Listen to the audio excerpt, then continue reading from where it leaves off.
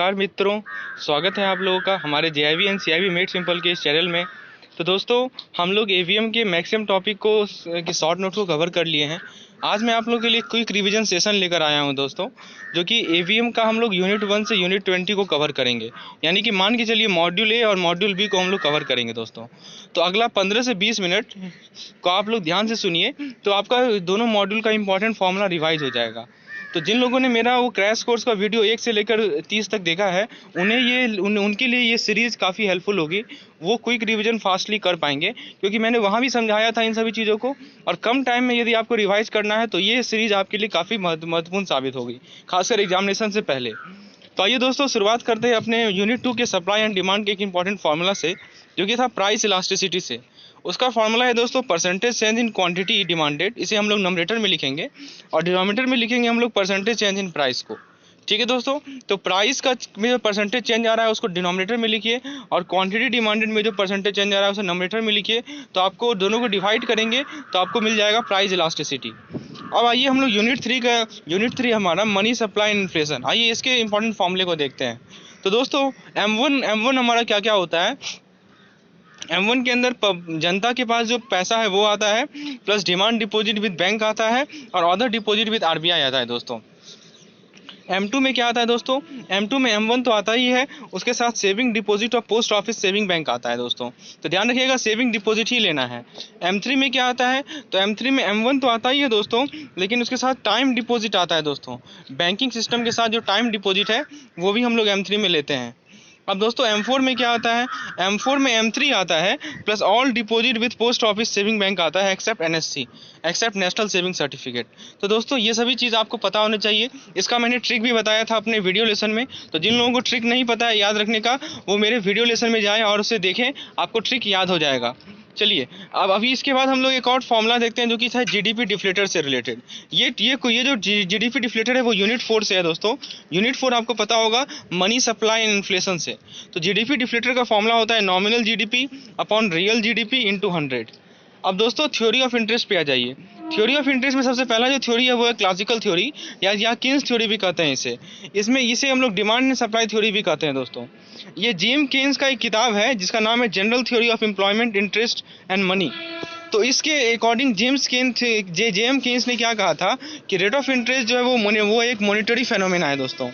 ठीक है, जो कि डिटरमाइन किसके द्वारा होता है, डिमांड फॉर मनी के द्वारा और सप्लाई ऑफ मनी के द्वारा। तो डिमांड फॉर मनी और supply of money rate of interest को डिसाइड करता है दोस्तों। और इसी थ्योरी को हम लोग कहते हैं लिक्विडिटी प्रेफरेंस थ्योरी। ध्यान से समझिएगा दोस्तों, जेम किन्स के थ्योरी को ही हम लोग कहते हैं लिक्विडिटी प्रेफरेंस थ्योरी। आप यहाँ ग्राफ देख सकते हैं, वाई एक्सिस पे हमारा इंटरेस्ट है और फ्रेंड्स एक्स एक्सिस पे हमारा क्वांटिटी ऑफ मनी है। तो दोस्तों, डिमांड देखिए, डिमांड का डाउनवर्ड स्लोपिंग है और सप्लाई का अपवर्ड स्लोपिंग है। तो दोस्तों, ये सब वो फैक्ट्स हैं जो कि आपको एग्जामिनेशन से पहले अपने दिमाग में रखने हैं। एक शॉर्ट नोट्स मैं आप लोगों को प्रोवाइड कर रहा हूँ, ताकि एग्जामिनेशन टाइम में आप लोग क्विकली रिवाइज कर पाएँ चीज़ों को। ये पता हो कि हाँ, क्या चीज़ें हमें पढ़ना है, क्या चीज़ें हमें छोड़ना है। ठीक है दोस्तों, चलिए आगे देखते हैं हम लोग ISLM कर्व को। ISLM कर्व किसके द्वारा दिया गया था, तो हिक्स हैंसन दिया गया था दोस्तों। चलिए, हिक्स हैंसन में दो वेरिएबल रिलेटेड करते हैं, एक है इनकम और एक है रेट ऑफ इंटरेस्ट। कभी कभी ये भी पूछ लिया जाता है वो दो वेरिएबल का नाम बताइए, तो एक तरफ इनकम होता है, एक तरफ हमारा रेट ऑफ इंटरेस्ट होता है। अब जरा देखिए ग्राफ को, वाई एक्सिस पे हमारा रेट ऑफ इंटरेस्ट है, ROI जिसको हमने लिखा है, और एक्स एक्सिस पे हमारा इनकम है। तो देखिए, IS कर्व वो है डाउनवर्ड स्लोपिंग और LM कर्व जो है वो अपवर्ड स्लोपिंग। तो दोस्तों, हम लोग क्विकली रिवाइज कर रहे हैं, इसलिए हम लोग ज़्यादा डिटेल में नहीं जा रहे हैं दोस्तों। यदि आपको डिटेल डिस्कशन देखना है तो मेरे उस क्रैश कोर्स वाली वीडियो में जाइए, देखिए मैंने डिटेल में हर एक पॉइंट को समझाया है और जगह जगह पे ऑब्जेक्टिव क्वेश्चंस भी करवाए हैं दोस्तों। चलिए आगे बढ़ते हैं, हम लोग यूनिट 5 पे आते हैं, जो कि है बिजनेस साइकिल। तो दोस्तों, बिजनेस साइकिल के बारे में दो बातें महत्वपूर्ण रूप से ध्यान रखिएगा। एक है इकोनॉमिक साइकिल भी इसे कहा जाता है, और इसके अंदर 4 फेजेस होते हैं, बूम, रिसेशन, डिप्रेशन और रिकवरी। चलिए, ये हमारा इंपॉर्टेंट पॉइंट है। आते हैं यूनिट 6 पे, जो कि है हमारा Indian economy and various sector पे। तो दोस्तों, एग्रीकल्चर का कॉन्ट्रीब्यूशन कितना है, 13%। इंडस्ट्री का कंट्रीब्यूशन कितना है, 31%। और सर्विसेज का कितना है दोस्तों, 52%। सबसे ज़्यादा किसका कंट्रीब्यूशन है हमारी इकोनॉमी में, वो है सर्विसेज का, 52%। इंडस्ट्री को CSO ने क्लासीफाई किया है 3 पार्ट्स में। पहला पार्ट है माइनिंग एंड क्वेरिंग, दूसरा पार्ट है मैन्युफैक्चरिंग और तीसरा पार्ट है electricity, gas and water supply. दोस्तों यदि आपको इस पीडीएफ की रिक्वायरमेंट है तो नीचे डिस्क्रिप्शन में जाइए, एक लिंक मिलेगा, उसे क्लिक कीजिए, आपको पीडीएफ टाइम टू टाइम मिलता रहेगा। इस चैनल पे जो भी वीडियो बनता है उसका पीडीएफ। चलिए, उसके बाद आईटीएस का फॉर्मूला आपको पता होना चाहिए। आईटीएस क्या होता है दोस्तों? Information technology and enabled services. अब देखिए 1990 में, आप लोग 1991 में पता होगा आप लोगों को, इकोनॉमिक रिफॉर्म आया था, ठीक है दोस्तों, पीवी नरसिम्हन कमेटी के अनुसार, ठीक है, के रिकमेंडेशन पे। तो अब देखिए हुआ क्या कि ट्विन इकोनॉमिक इम्बैलेंस एग्जिस्ट कर रहा था। कब? 1990 के दौरान।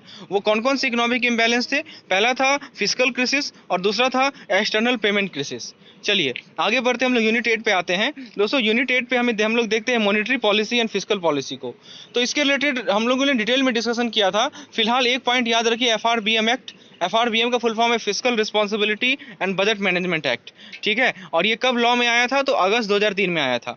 चलिए यूनिट 9 पे आते हैं, जीडीपी कॉन्सेप्ट। इस पे बहुत सारे फॉर्मूले हम लोग एक करके देखते हैं। सबसे पहला जो फॉर्मूला जो कि याद रखना है आपको वो ये वाला है, जीएनपी एमपी। जीएनपी एमपी मतलब gross national income, sorry GNI MP, gross national income at market price is equal to GDP MP, gross domestic product at market price plus taxes minus subsidy on production and import plus compensation of employ plus property of income.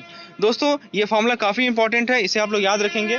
और friends यदि आपको इस फॉर्मूले का trick याद रखना है, कैसे इसे याद किया जाए, तो मेरे रिलेटेड वीडियो में चले जाइए, वहाँ पे मैंने इसका ट्रिक भी समझाया था, कैसे इसे हम लोग आसानी से याद रख सकते हैं, ठीक है दोस्तों।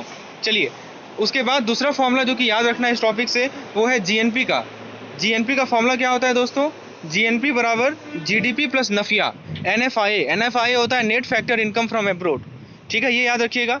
उसके बाद आप लोगों को पता होगा जीडीपी कैलकुलेशन का 3 मेथड होता है, expenditure method, income method, product approach. आइए जरा तीनों को शॉर्ट में देखते हैं। एक्सपेंडिचर मेथड के अनुसार जीडीपी का फॉर्मूला है सी plus I plus G plus X minus M. सी है कंजम्पशन, आई है इन्वेस्टमेंट, जी है गवर्नमेंट स्पेंडिंग, एक्स है एक्सपोर्ट, एम है इम्पोर्ट, ठीक है दोस्तों। ये सब हम लोगों ने डिटेल में डिस्कशन किया था, अभी हम लोग क्विकली रिवाइज कर रहे हैं। तो क्या है formula? C plus I plus G plus X minus M. Income approach पे आइए। इनकम अप्रोच, ये सब फॉर्मूले आपके फिंगर टिप्स पे होने चाहिए दोस्तों, तभी तो आप लोग अच्छे से सीआईबी क्रैक करेंगे। चलिए तो इनकम अप्रोच के अनुसार क्या कहा गया है? जीडीपी का formula compensation of employ plus property income plus production taxes and depreciation on capital. तो ये सभी चीज़ कंपोनेंट मिलके हमारा जीडीपी को डिसाइड करते हैं। इसके बाद दोस्तों बात आती है प्रोडक्ट अप्रोच की। तो एक है हमारा रियल जीडीपी और एक है हमारा नॉमिनल जीडीपी। रियल जीडीपी को हम लोग कहते हैं जीडीपी एट कांस्टेंट प्राइस या बेस, या जीडीपी एट बेस ईयर, और नॉमिनल जीडीपी को हम लोग कहते हैं जीडीपी एट करंट प्राइस या जीडीपी एट करंट ईयर। ये तो आपको पता ही होगा। हम लोगों ने जीडीपी डिफ्लेटर भी देख लिया। आइए अब हम लोग यूनिट 10 पे आते हैं। यूनिट 10 है हमारा यूनियन बजट। देखिए दोस्तों यूनियन बजट को मैंने यहाँ पे एक डायग्राम से आप लोगों को एक फ्लो चार्ट के थोड़ा ट्री डायग्राम के द्वारा आपको समझाने का प्रयास किया है।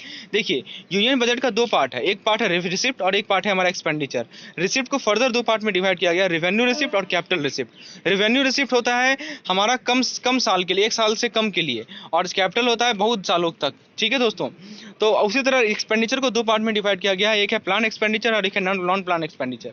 प्लान एक्सपेंडिचर वो एक्सपेंडिचर होता है जो कि हमारा जो वित्तीय वर्ष होता है दोस्तों, हमारा जो फाइनेंशियल ये होता है दोस्तों, प्लानिंग कमीशन के अनुसार जो हमारा उसके अंदर जो एक्सपेंडिचर आता है वो हमारा प्लान एक्सपेंडिचर का पार्ट होता है, ठीक है। तो दोस्तों फिर से देखिए रेवेन्यू रिसिप्ट को फिर 2 पार्ट में डिवाइड किया गया है, एक है टैक्स रेवेन्यू, एक है non tax revenue. Capital receipt को 2 पार्ट में डिवाइड किया गया है, एक है नॉन डेट रिसिप्ट, एक है डेट रिसिप्ट। उसी तरह नॉन प्लान एक्सपेंडिचर को 2 पार्ट में डिवाइड किया गया है, रेवेन्यू एक्सपेंडिचर, कैपिटल एक्सपेंडिचर, और प्लान एक्सपेंडिचर को भी रेवेन्यू प्लान एक्सपेंडिचर और कैपिटल प्लान एक्सपेंडिचर। दोस्तों इस चार्ट को, इस फ्लो डायग्राम को, इस ट्री डायग्राम को दिमाग में बैठा लीजिए, क्योंकि न्यूमेरिकल को सॉल्व करने में आसानी आपको you will feel easier while solving the numerical. Okay, so now let us move to the some important formula. पहला फॉर्मूला है हमारा नेट टैक्स रेवेन्यू का, वो है tax revenue minus NCCD minus state share, ठीक है दोस्तों। हाँ, तो नेशनल कैलामिटी का जो शेयर है वो भी एनसीसीडी होता है, जो कि हमको सब्ट्रैक्ट करना होता है। फिर दोस्तों टोटल रेवेन्यू रिसिप्ट का फॉर्मूला क्या है? देखिए रेवेन्यू रिसिप्ट में कौन कौन सा पार्ट है, एक है टैक्स रेवेन्यू, एक है नॉन टैक्स रेवेन्यू, दोनों को जोड़ दीजिए तो non tax net tax revenue plus total non tax revenue, ये दोनों ऐड होकर हमें दे देगा टोटल रेवेन्यू रिसिप्ट को। अब आइए कैपिटल रिसिप्ट को देखते हैं। कैपिटल रिसिप्ट का 2 पार्ट है, नॉन डेप्ट रिसिप्ट प्लस डेप्ट रिसिप्ट। दोस्तों ये सब फॉर्मूला आपको हेल्प करेगी केस स्टडी को सॉल्व करने में, आपको सब कुछ दे देगा एक साथ, डेप्ट रिसिप्ट दे देगा, नॉन डेप्ट रिसिप्ट दे देगा। आपको पता तो होना चाहिए ना कि किसे हमें लेना है, और तब हमें फॉर्मूले में पुट करना है। तो दोस्तों यही सब फॉर्मूला काम आएंगी, और इस फॉर्मूले को याद रखने के लिए सबसे बेस्ट ट्रिक है, इस स्लो डायग्राम को, ट्री डायग्राम को दिमाग में बैठा लीजिए आप। चलिए आगे देखते हैं। तो टोटल रिसिप्ट कैसे निकालेंगे? तो टोटल रिसिप्ट निकालने के लिए टोटल रेवेन्यू रिसिप्ट ले लीजिए, टोटल कैपिटल रिसिप्ट ले लीजिए, दोनों को जोड़ दीजिए। साथ ही साथ जो draw down of cash balance है उसे भी आपको लेना है और उसे ऐड करना है दोस्तों। आइए कुछ डेफिसिट के कॉन्सेप्ट को देखते हैं। एक है हमारा फिजिकल डेफिसिट। ये क्या होता है? Total expenditure minus revenue receipt plus capital receipt minus borrowing. ये फॉर्मूला आप लोग ध्यान में रखिएगा। इसके बाद दोस्तों जो नेक्स्ट फॉर्मूला है वो है प्राइमरी डेफिसिट का। उसका फॉर्मूला होता है physical deficit minus interest payment. इसके बाद आता है दोस्तों हमारा रेवेन्यू डेफिसिट। वो क्या होता है? Revenue expenditure minus revenue receipt. तो दोस्तों ये था हमारा मॉड्यूल ए का सारा इंपॉर्टेंट फॉर्मूला को मैंने कंपाइल करके आप लोगों के समक्ष प्रस्तुत किया। एक जगह सारा कंपाइलेशन है ताकि आप लोग बार बार रिवाइज करें, क्योंकि फॉर्मूले को आप या तो खुद से लिखें या पीडीएफ का हेल्प लें, जैसा भी आपको सही लगे, लेकिन फॉर्मूले को एक बार लिख लीजिए। 2-3 बार लिखिएगा तो ऑटोमेटिकली दिमाग में वो बैठ जाएगा। तो ये सभी इंपॉर्टेंट फॉर्मूलेज हैं जो कि आपके दिमाग में होनी चाहिए। चलिए अब हम लोग अपने मॉड्यूल बी पे आते हैं, एवीएम के मॉड्यूल बी पे, जो कि पूरा का पूरा न्यूमेरिकल एस्पेक्ट है, आप लोगों को पता होगा। आइए शुरुआत करते हैं टाइम वैल्यू ऑफ मनी से। सबसे पहला फॉर्मूला है दोस्तों प्रेजेंट वैल्यू निकालने का, future value upon 1 + r to the power n। देखिए यहाँ पे हो सकता है कि यहाँ पे हमने n से इसे डिवाइड किया है। क्यों ऐसा किया है? कि ये कंपाउंडिंग पीरियड को दर्शा रहा है दोस्तों। कभी कभी होता है ना, क्वार्टरली दे देता है, कभी मंथली बाई मंथली दे देता है, इसीलिए हमें उस केस में क्या करना पड़ता है? डिवाइड करना पड़ता है n से। चलिए रूल 72 आपको पता होगा कि हमारा पैसा कितने दिन में डबल हो जाता है, तो उसके लिए क्या करना पड़ता है? 72 से डिवाइड करिए रेट ऑफ इंटरेस्ट को दोस्तों। उसके बाद आता है इफेक्टिव रेट ऑफ इंटरेस्ट। इसका फॉर्मूला होता है 1 + r/n whole to the power n - 1। सभी को आप लोगों को एकदम फिंगर टिप्स पे रखना है इन सभी फॉर्मूले को, तभी आप लोग तुरंत से तुरंत आंसर दे पाएंगे एग्जामिनेशन में जो क्वेश्चन पूछे जाएंगे उसका। ठीक है दोस्तों, चलिए ये सभी पे हम लोग न्यूमेरिकल क्वेश्चन भी कर चुके हैं। आप लोगों को पता होगा मैंने आप लोगों के लिए मैकमिलन का जो अनसॉल्व क्वेश्चन है उसमें मैंने समझाया था इन सभी को। चलिए इसके बाद दोस्तों अब एन्युटी पे आते हैं। एन्युटी में आप लोगों को पता होगा दोस्तों, एन्युटी में हमारा सबसे पहला आता है ऑर्डिनरी एन्युटी। ऑर्डिनरी एन्युटी क्या होता है दोस्तों? ऑर्डिनरी एन्युटी होता है कि जब हम लोग किसी भी कैश फ्लो का पेमेंट, ध्यान से सुनिएगा दोस्तों, एन्युटी हमारा क्या है? एक तरह का कैश फ्लो है। तो जब भी हम किसी कैश फ्लो का पेमेंट पीरियड के ख़त्म अंत में करते हैं, मान लीजिए कि महीने के लास्ट में कर रहे हैं, तो वो हमारा कहलाता है ऑर्डिनरी एन्युटी। तो दोस्तों उसके लिए प्रेजेंट वैल्यू का फॉर्मूला क्या है? C under bracket 1 + r to the power n - 1 divided by r into 1 + r to the power n। अब कोई एन्युटी ड्यू है। एन्युटी ड्यू मतलब क्या हुआ कि यहाँ पे बिगनिंग ऑफ पीरियड में यदि कैश फ्लो का पेमेंट कर रहे हैं तो वो कहलाता है एन्युटी ड्यू। उसके लिए फॉर्मूला क्या है? जो प्रेजेंट वैल्यू का फॉर्मूला है ऊपर, उसमें केवल 1 + r का मल्टीप्लाई कर दीजिए। ठीक है दोस्तों, अब आ जाइए फ्यूचर वैल्यू पे। फ्यूचर वैल्यू काफ़ी आसान है याद रखना। ऑर्डिनरी एन्युटी का फ्यूचर वैल्यू कैसे निकालते हैं? C multiply by 1 + r to the power n - 1 upon r, और उसका एन्युटी ड्यू के लिए क्या करना है? 1 + r से गुना कर देना है। तो दोस्तों यदि ऑर्डिनरी एन्युटी का फॉर्मूला आपको पता है और एन्युटी ड्यू पे आना है तो 1 + r से आपको सिंपली मल्टीप्लाई करना है। आइए हम लोग आते हैं नेक्स्ट टॉपिक पे, जो कि है हमारा सैम्पलिंग। सैम्पलिंग में सबसे पहला फॉर्मूला याद रखना है स्टैंडर्ड एरर का। वो क्या है? Sigma upon √n। सिग्मा क्या है? हमारा पॉपुलेशन का स्टैंडर्ड डेविएशन। n क्या है? हमारा सैंपल साइज। दूसरा फॉर्मूला याद रखना है जेड वैल्यू का। जेड का फॉर्मूला होता है x bar minus mu upon SE। ठीक है दोस्तों, तो x bar minus mu upon SE। SE क्या है? हमारा स्टैंडर्ड एरर है। इसके बाद दोस्तों एक फॉर्मूला आपको याद रखना है फाइनाइट पॉपुलेशन मल्टीप्लायर का। देखिए ये जो ऊपर जो दो फॉर्मूला मैंने लिखा है, इसमें हम लोग मान के चल रहे हैं कि हमारा जो पॉपुलेशन है वो इनफाइनाइट साइज का है, लेकिन ऐसा होता नहीं है दोस्तों। हमारा पॉपुलेशन भी फाइनाइट साइज का होता है। तो हम मान के चल रहे हैं कि जो कैपिटल N है हमारा, वो हमारा फाइनाइट साइज पॉपुलेशन है। ठीक है दोस्तों, हो सकता है 1000 हो, 10,000 हो, मतलब हमारी पॉपुलेशन का फाइनाइट साइज है कैपिटल N। तो क्या करना पड़ेगा? सिग्मा स्टैंडर्ड एरर निकालने के लिए सिग्मा अपॉन √n तो लिखना ही लिखना है, लेकिन उसको फाइनाइट पॉपुलेशन मल्टीप्लायर से हमें मल्टीप्लाई करना पड़ेगा। अब वो है क्या फॉर्मूला?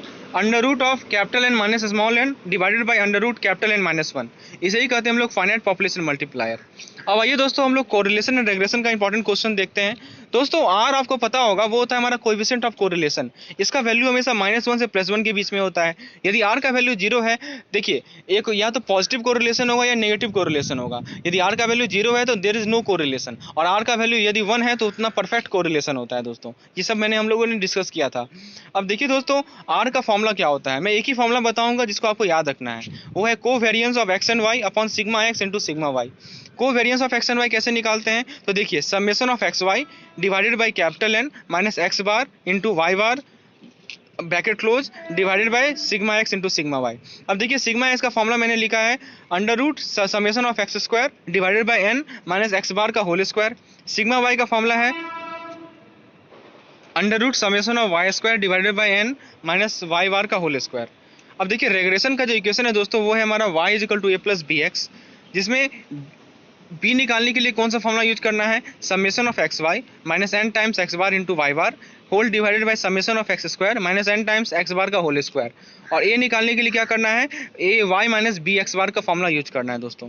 अब टाइम सीरीज पे आते हैं। टाइम सीरीज में फिर से वही फॉर्मूला है y is equal to A plus B X, और दोस्तों इसमें a होता है हमारा y बार और b होता है हमारा summation of X Y upon X summation of X square. दोस्तों यदि इसका एप्लीकेशन जानना है कैसे इस फॉर्मूले को यूज करना है तो क्रैश कोर्स वाली वीडियो में जाइए, मैंने डिटेल में समझाया है कि कैसे उसे यूज करना है दोस्तों। अब आ जाइए बॉन्ड इन्वेस्टमेंट पे। तो दोस्तों बॉन्ड इन्वेस्टमेंट में प्रेजेंट वैल्यू निकालना आना चाहिए और फ्यूचर वैल्यू निकालना आना चाहिए। प्रेजेंट वैल्यू कैसे निकालते हैं, तो present value is equal to future value whole divided by 1 plus R to the power N, और future value is equal to present value times 1 plus R to the power N. अब किसी bond का intrinsic value कैसे निकालते हैं, तो जो initial investment है into coupon rate into present value impact factor at the rate of return for N year to the power N. ठीक है दोस्तों, हाँ, और plus initial investment into present value factor at the rate of return for nth year. दोस्तों ये सब हम लोगों ने डिटेल में डिस्कशन किया है अपने इस वीडियो लेसन में। आइए बस हम लोग फॉर्मूले को रिकॉल कर रहे हैं। उसके बाद दोस्तों यील्ड टू मैच्योरिटी का फॉर्मूला, ये क्या होता है, coupon rate plus F V यानी कि हमारा future value minus market value divided by N number of years है।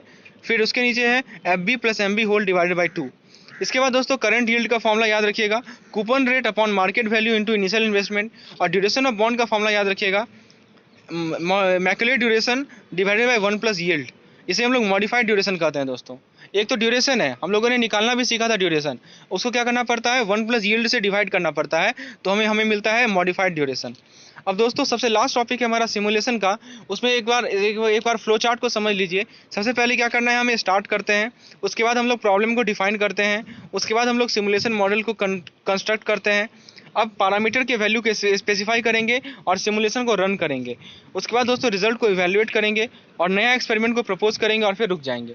तो दोस्तों ये सब थे हमारे कुछ इंपॉर्टेंट फॉर्मूलेज मॉड्यूल 1 और मॉड्यूल ए और मॉड्यूल बी से रिलेटेड। अब मैं नेक्स्ट वीडियो लेसन लाऊंगा आपके लिए, जिसमें मॉड्यूल सी और मॉड्यूल डी के इंपॉर्टेंट फॉर्मूले आप लोगों के सामने प्रस्तुत करूंगा।